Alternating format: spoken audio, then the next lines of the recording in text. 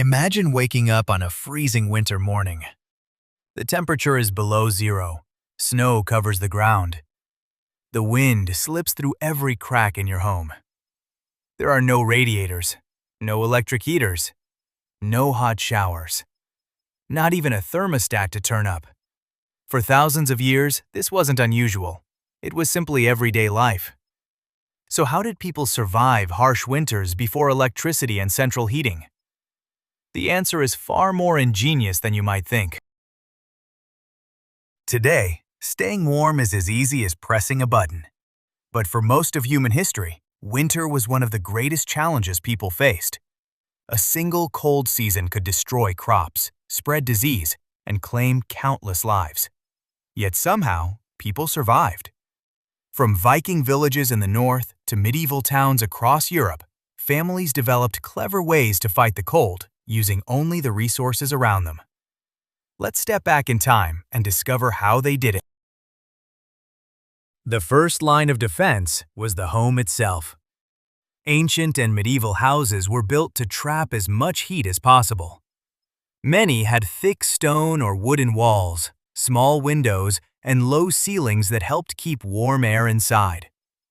In colder regions, people even covered windows with animal skins, wooden shutters, or oiled cloth to reduce icy drafts. Fire was the center of daily life.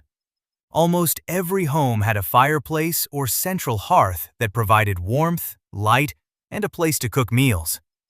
Families often spent most of their day gathered around the fire, especially during the coldest months. Keeping that fire alive was so important that some households never allowed it to go out completely. Clothing also played a huge role. Instead of one thick coat, people wore several layers made from wool, linen, and animal fur. Wool was especially valuable because it kept people warm even when it became damp. Heavy cloaks, gloves, boots, and fur-lined hats helped protect the body from freezing winds. At night, survival depended on sharing warmth. Entire families sometimes slept in the same room or even the same bed to conserve heat. They piled on thick wool blankets and animal furs, while wealthier families used heavy curtains around their beds to trap warm air.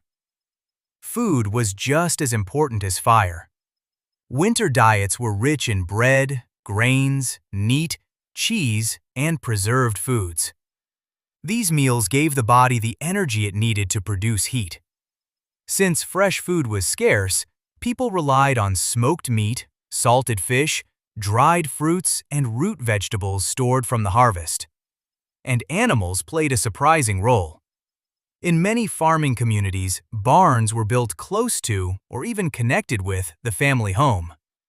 The body heat produced by livestock helped warm nearby living spaces during freezing nights.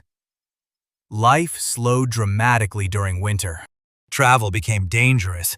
Roads disappeared beneath snow and mud, and many outdoor jobs stopped until spring arrived.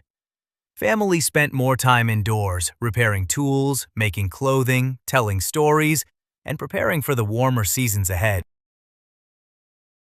Archaeological discoveries and historical records from Europe, Scandinavia, and other cold regions confirm many of these practices. Excavated homes reveal large hearths, thick insulated walls, compact living spaces, and storage rooms filled with preserved food.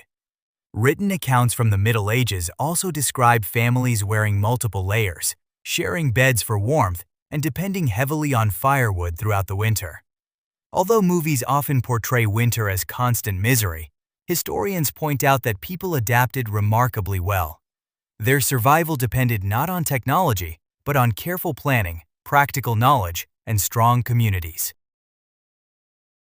Winter before electricity was never easy. It demanded preparation, resilience, and cooperation. Every piece of firewood mattered. Every blanket mattered. Every stored meal could mean the difference between life and death. Yet generation after generation, people found ways to endure the cold, using little more than nature, skill, and determination. Looking back, it's remarkable to realize that what we now solve with the flip of a switch once required an entire season of planning. In our next video, we'll uncover another fascinating mystery of everyday history. How did people take baths before modern plumbing?